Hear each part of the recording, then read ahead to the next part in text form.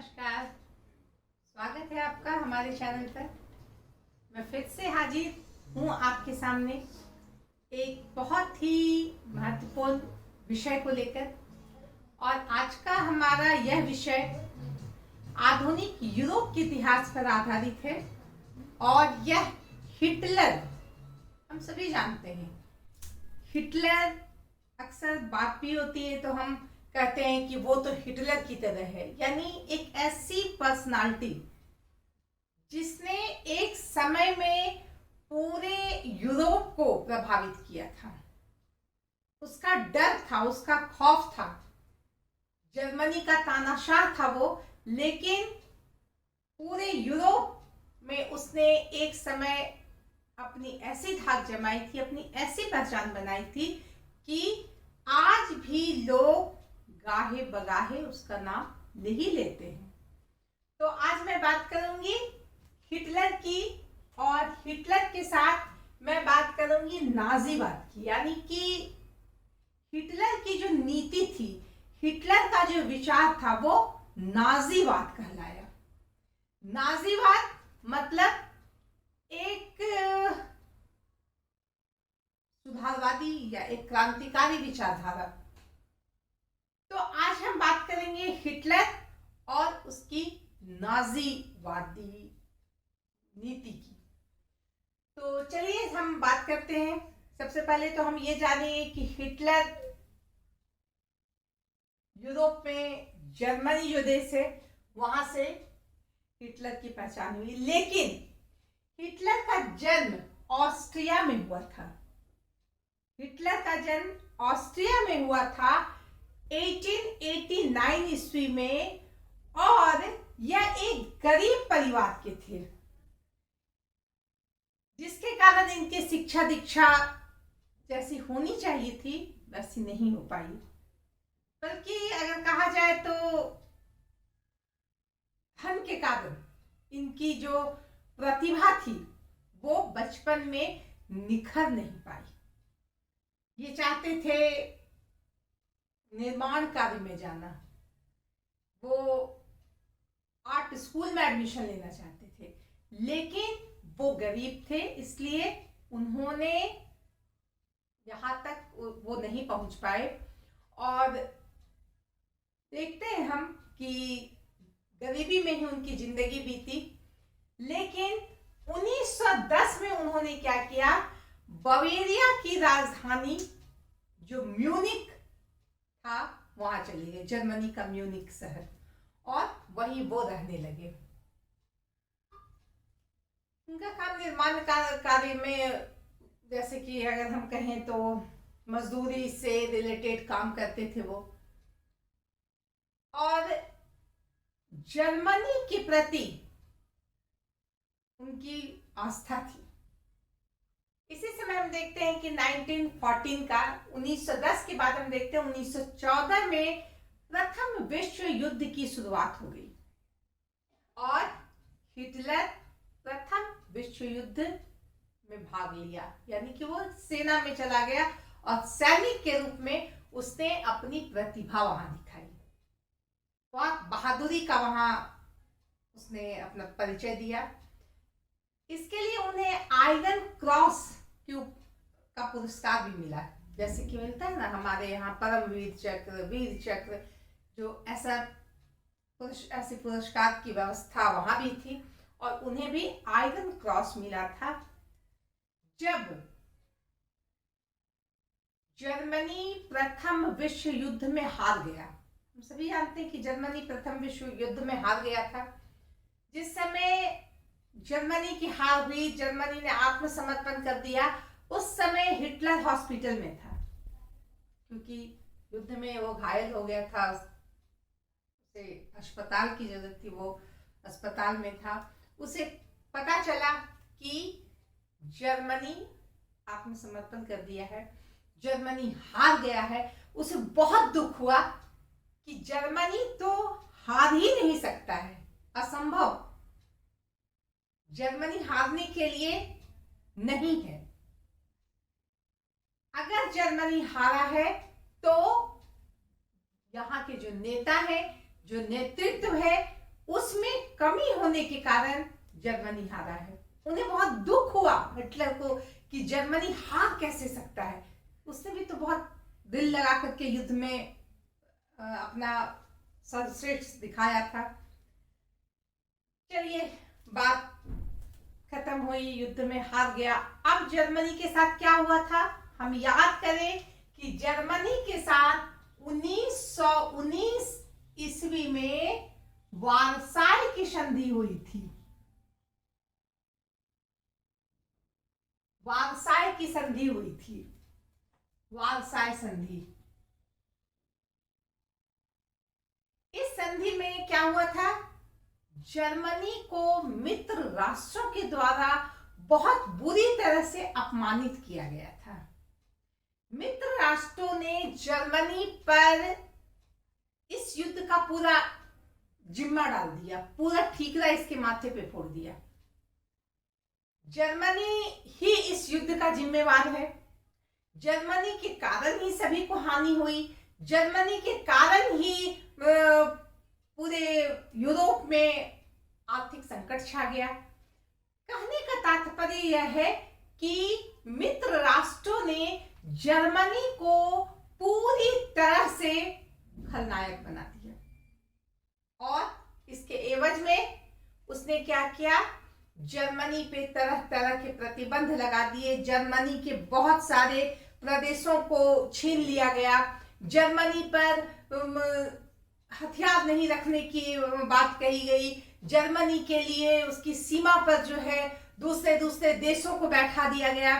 कहने का अर्थ यही है कि इस संधि में जर्मनी को पूरी तरह से पंगु करने की कोशिश की गई थी, पूरी तरह से हैंडीकैप्ड बनाने की कोशिश की गई थी कि फिर से जर्मनी सर उठा के ना देख सके, उसे इस तरह से कुचल दिया जाए।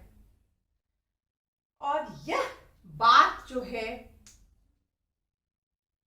जर्मनी के लोगों को बिल्कुल पसंद नहीं थी, क्योंकि जर्मन के लोग बहुत ही राष्ट्रभक्त, राष्ट्र प्रेमी, राष्ट्रीयता की भावनाओं में कूट कूट कर भरी होती थी।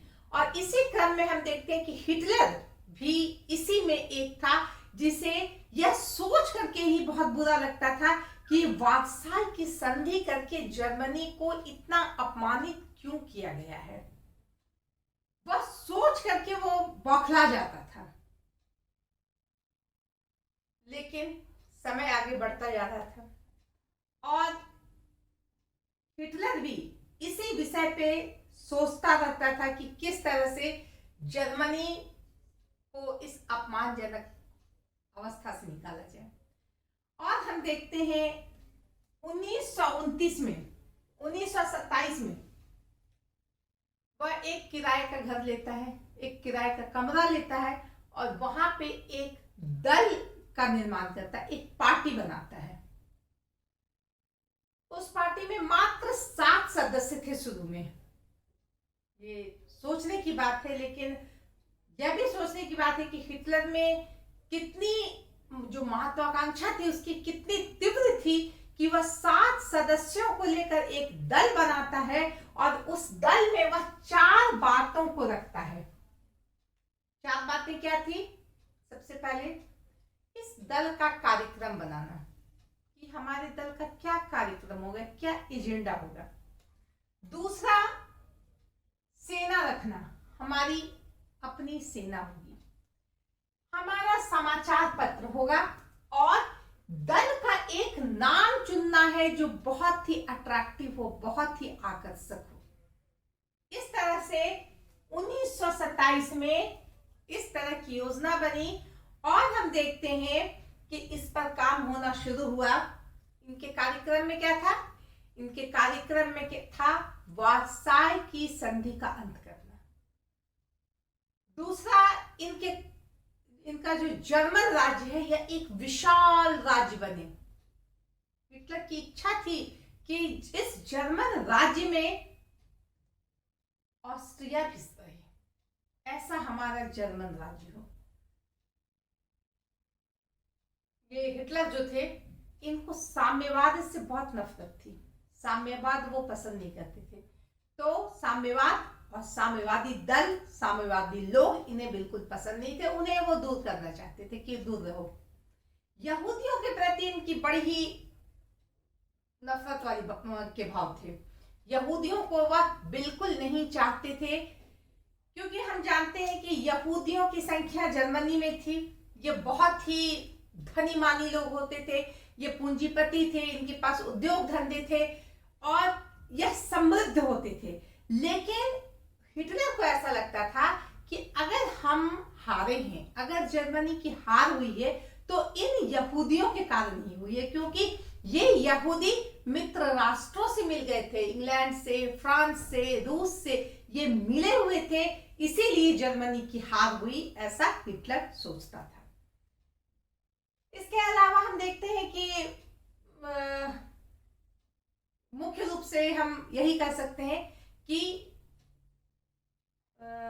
हिटलर के कार्यक्रम में यही मुख्य बातें थी, जिसमें जो हमारे क्षेत्रों को ले लिया गया है संधि के द्वारा, हमारे उपनिवेशों को इन मित्र राष्ट्रों ने बांट लिया, उसे भी हमें पाना है, यह भी एक कार्यक्रम में था उनका। तो इस तरह से उनके कार्यक्रम ये थे। अब हम बात करते हैं, एक सेना होगी, एक सेना बनाई गई, स्वयं सेवक एक सेना संघ टाइप का, और इसमें दो तरह की सेना थी, एक भूरे शर्ट पहनते थे और एक काले शर्ट पहनने वाले थे। भूरे शर्ट पहनने वाले की बाहों में लाल पट्टी लगी होती थी, उस पर स्वास्तिक का निशान होता था। इन दोनों दल, जो दो सेना के जो दो भाग थे, ये स्वयं सेवक सेना जो थी, इसके जो दो भाग थे, इनका मुख्य उद्देश्य क्या था?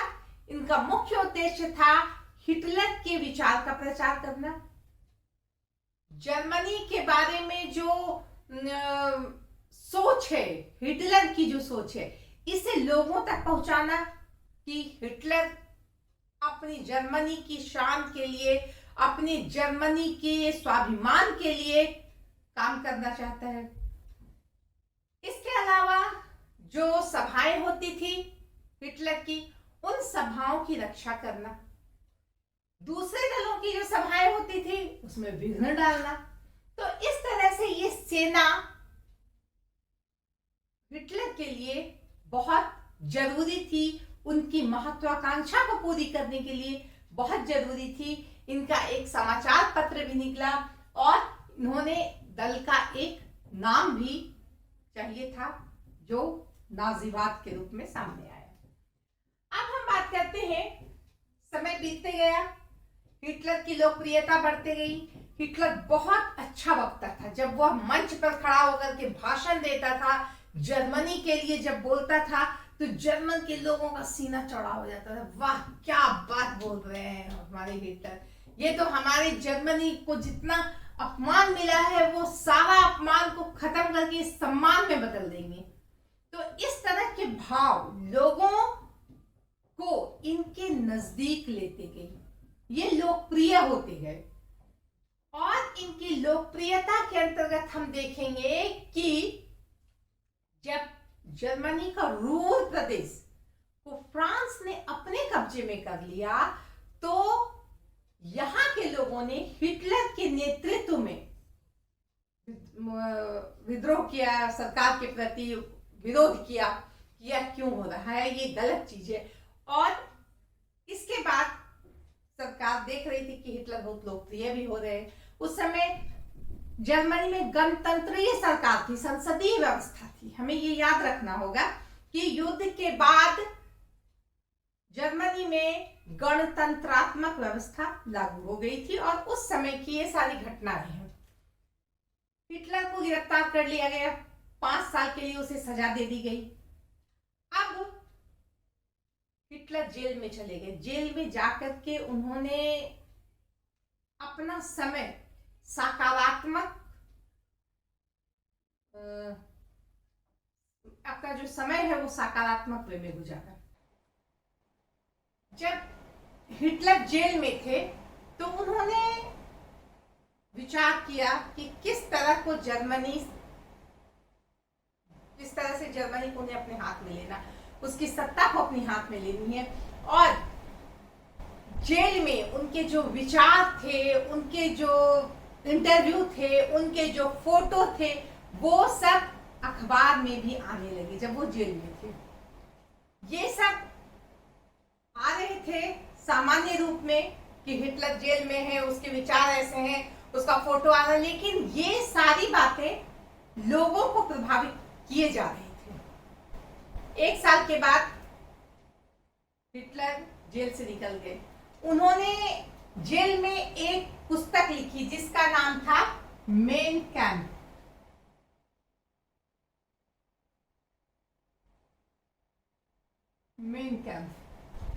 मेन कैंप नाम की पुस्तक उन्होंने जेल में लिखी। और कहा जाए तो जर्मनी के लोगों के लिए या हिटलर प्रेमी के लिए यह एक प्रकार का धर्म ग्रंथ है। उसको बहुत महत्व देते थे मेन कैंप को, जिसमें वो हिटलर ने अपने आत्मकथा, जिसे कहा जाता है कि वो उनकी आत्मकथा थी। तो इस तरह से समय और आगे निकलता गया और हम देखते हैं कि 1929 का समय आया। क्योंकि मैंने बताया कि जर्मनी में संसदीय व्यवस्था थी, लोकतंत्रात्मक व्यवस्था थी, वहां पर चुनाव होने की व्यवस्था थी। नाजी दल ये एक पार्टी बन गई थी, अब ये भी चुनाव में खड़ी हुई। ये अलग बात है कि चुनाव में इन्हें बहुत सीट नहीं मिला। 30 में फिर शामिल हुई चुनाव में, इस बार इनकी संख्या बढ़ गई, उसके बाद और बढ़ी। इस तरह करते करते हम देखते हैं 29, 30, 31, 32 में धीरे धीरे नाजी पार्टी की संख्या जो है लोकसभा में बढ़ने लगी। और 1933 ईस्वी में वहां पे जो राष्ट्रपति थे, राष्ट्रपति वहां बने हिंडनबर्ग राष्ट्रपति बने। उनका भी हिटलर भी खड़े हुए थे राष्ट्रपति पद के लिए, हिंडनबर्ग भी खड़े हुए थे। लेकिन हम देखते हैं कि हिंडनबर्ग इतने पुराने नेता थे, इतने बड़े नेता थे, उनको बहुमत मिला। लेकिन यह आश्चर्य की बात है कि हिटलर जो एक नया नेता था, उसे भी हिंडनबर्ग से कम मत नहीं मिला।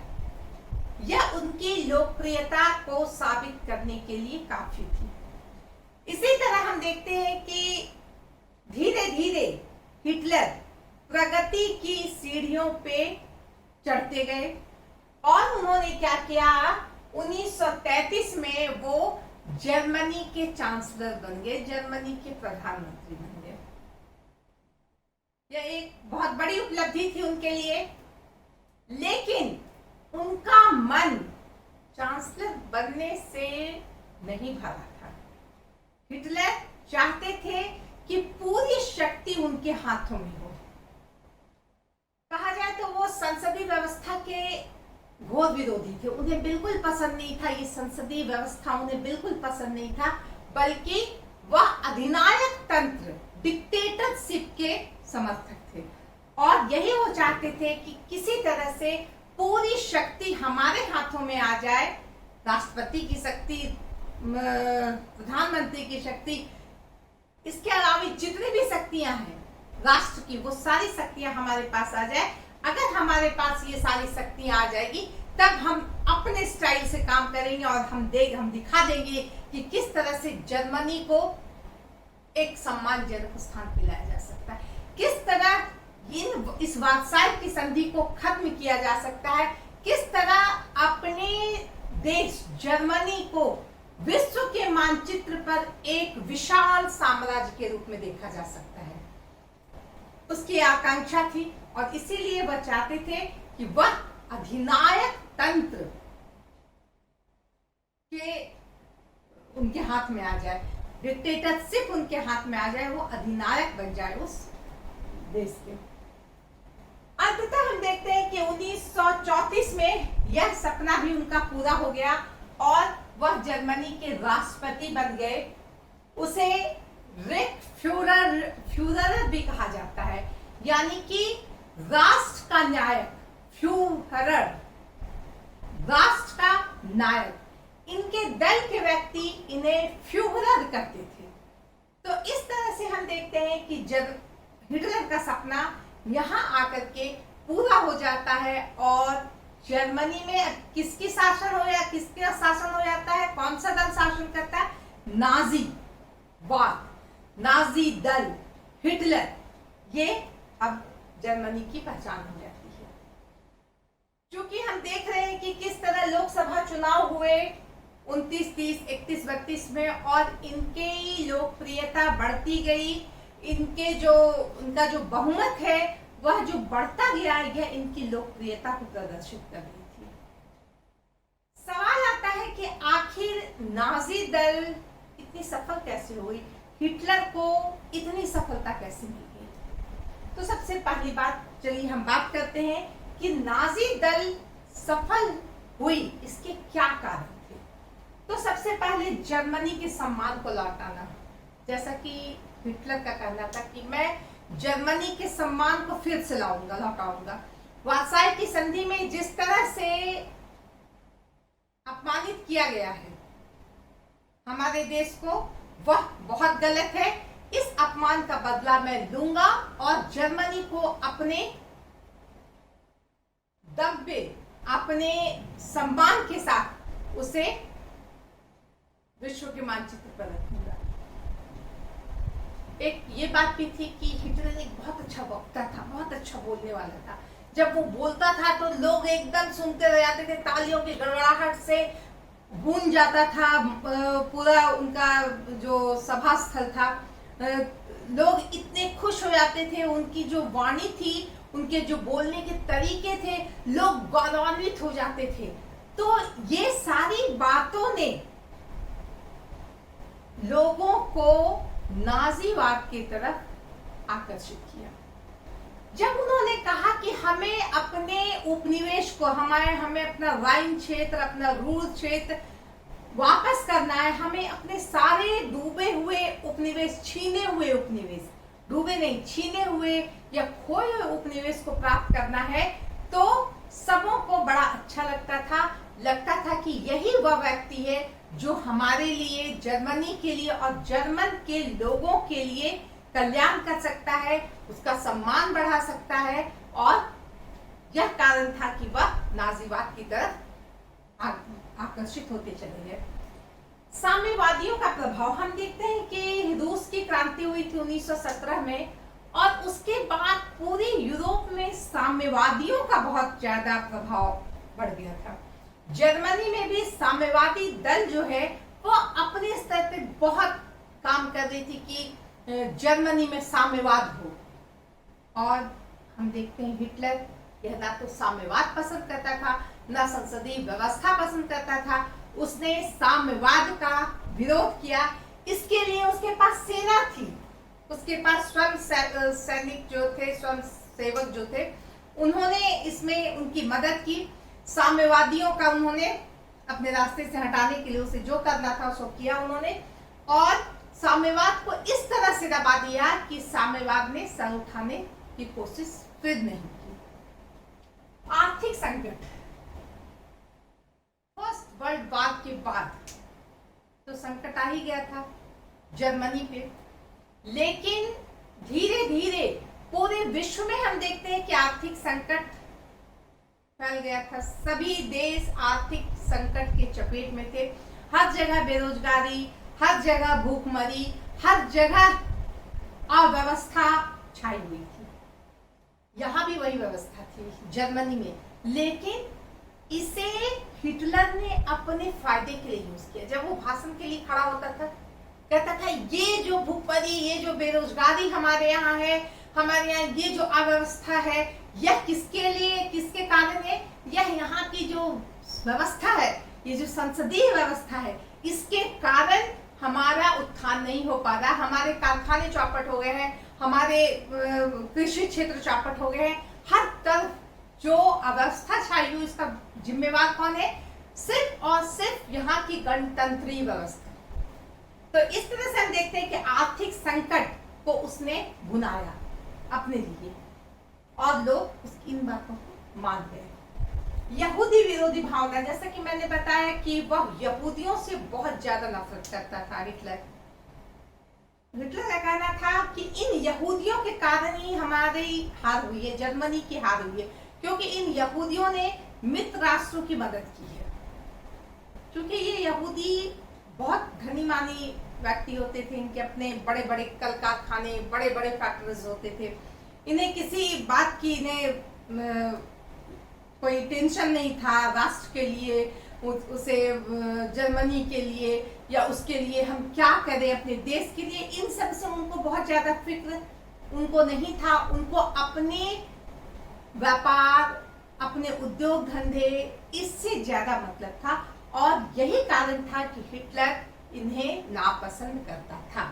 हिटलर ने मजदूरों को लेकर के अपने साथ चला। मैंने बताया कि वह शुरू में भी वो निर्माण कार्य में थे, हमने बताया कि वह मजदूरी का काम करते थे, और उन्होंने मजदूरों को ही अपने साथ लिया शुरू में।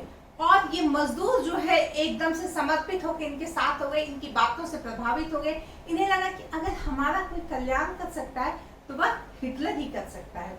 धीरे धीरे जो हिटलर के एजेंडा थे जो सामने आए, इससे क्या हुआ, मजदूरों के अलावा आम जनता भी इनके तरफ आ गई थी। तो इस तरह से हम देखते हैं इनका यहूदी विरोधी भाव जो है, यह भी लोगों को, जर्मन के लोगों को बड़ा अच्छा लगता था। हाँ, बहुत सही है, यहूदियों को तो निकाल ही देना चाहिए, यहूदियों को तो मार ही देना चाहिए, यहूदियों को तो यहाँ रहने का अधिकार ही नहीं है। ऐसा दिमाग में हिटलर ने यहूदियों के प्रति भर दिया था वहां के लोगों के मन में कि वो यहूदियों से नफरत करते थे। स्वयं सेवक संघ, जैसा कि मैंने बताया कि स्वयं सेवक संघ की बहुत बड़ी भूमिका थी।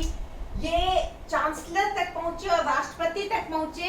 इसमें इन स्वयं सेवक संघ जो सेना, स्वयं सेवक जो सेना थी, इसका बहुत अधिक महत्व था।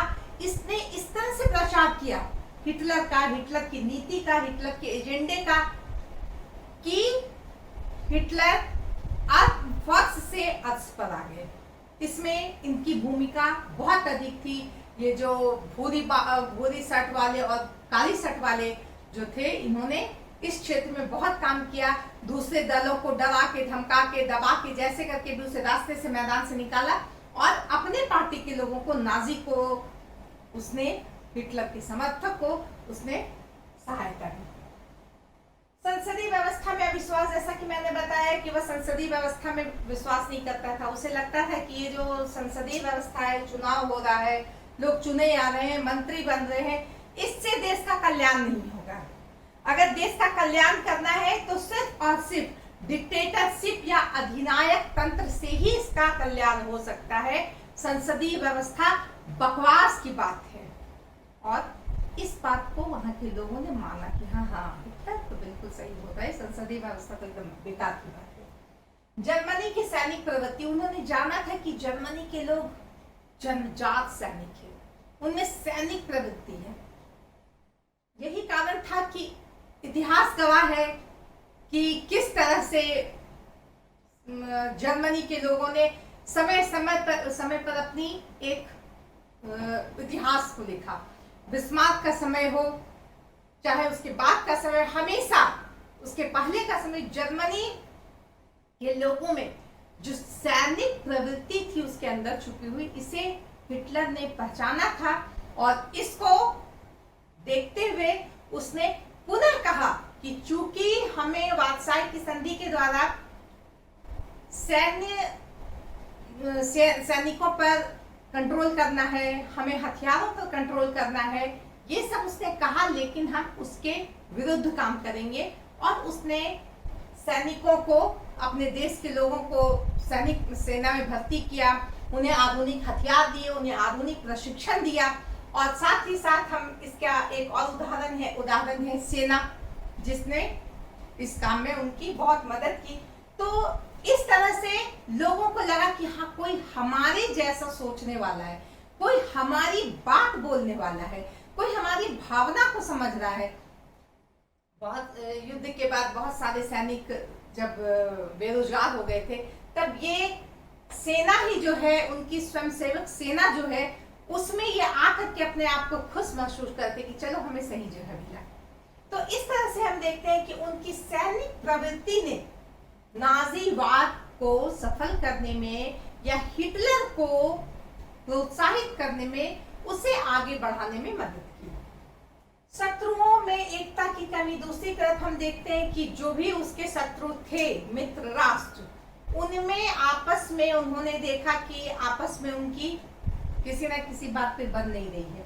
इसका उसने फायदा उठाया और इस बात का भी उसने प्रचार किया कि देखो हमें मजबूत होना है। अपने देश में उन्होंने आह्वान किया कि हमें मजबूत रहना, हमें एक रहना है, ताकि हम सामने वाले को परास्त कर सके। और अब की बात जर्मनी की सरकार, ऐसा उसने कहा। हिटलर का व्यक्तित्व, जैसा कि मैंने बताया, हिटलर का व्यक्तित्व भी अपने आप में एक ऐसा हथियार था जिसने नाजीवाद को सफल करने में बहुत अधिक सहायक सिद्ध किया। जैसा कि मैंने बताया कि जब वो मंच पे खड़ा होकर के भाषण देता था तो लोग प्रफुल्लित हो जाते थे, लोग गौरवान्वित हो जाते थे, अपने देश को लेकर के वो प्राउड फील करने लगते थे। वो एक बहुत अच्छे वक्ता थे।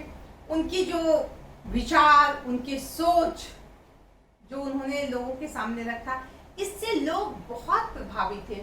उन्हें लगा कि अगर जर्मनी का कल्याण करने वाला कोई है तो वो हिटलर ही है, और जर्मनी का निर्माण अगर हो सकता है, जर्मनी को फिर से उसे सम्मान मिल सकता है, तो सिर्फ और सिर्फ हिटलर की अधिनायक शाही या तानाशाही या डिक्टेटरशिप से ही हो सकता है। ये जनता ने मान लिया। और हम देखते हैं कि जैसे ये राष्ट्रपति बने, इन्होंने सारी शक्ति अपने हाथ में ले ली और अपने अनुसार जर्मनी का निर्माण करने लगे, ताकि दूसरे विश्व युद्ध में, सेकेंड वर्ल्ड वॉर में पूरे दमखम के साथ मैदान में उतरा जाए। तो इस तरह हम कह सकते हैं कि हिटलर और हिटलर के साथ उनका नाजीवाद दोनों एक दूसरे से जुड़ा हुआ है। कि हिटलर का पूरा नाम हम एडोल्फ हिटलर था, जैसा कि हम जानते हैं। एडोल्फ हिटलर और इनकी जो पार्टी थी, नाजी दल, इनकी जो सोच थी नाजी। तो इस तरह से आज का हम चैप्टर यहाँ समाप्त करते हैं। आप लोग इसे पूरा देख करके इसका फायदा उठाएं। धन्यवाद।